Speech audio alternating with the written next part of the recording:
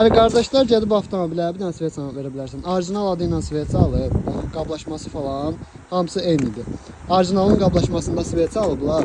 Amma içini açdığımız zaman, baxın görürük ki, bu svetanın orijinaldan xəbəri yoxdur. Orijinal svetsa qardaş, bax qablaşması belə olur. Hal-hazırda qablaşması gördüyünüz kimi bax eynidir. Amma içi fərqlidir. Bax bu gördüyünüz kimi qardaşların aldığı svetsadır, orijinal adı ilə alınan svetsadır. Amma orijinal svetsanın əsli baxın belə olur. Bu tərəfində T hərfi olur. Bu hissədən də bax bu hissədən nə tuta bilərsiniz. Görürsüz? Bax orijinal svetsanın bu hissədən, bax bu hissədən heç bir şəkildə maqnit tutmur. Görürsüz? Bax. Amma bu svetsanın üstündə T hərfi yoxdur gördüyünüz kimi. Görürsüz? Bu hissədən də gördüyünüz kimi bax maqnit tutur.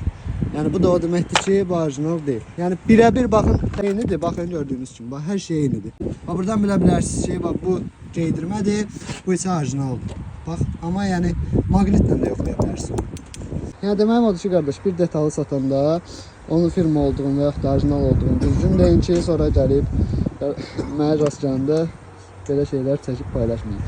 Sağ olun, salamat qalın, diqqətiniz üçün təşəkkürlər.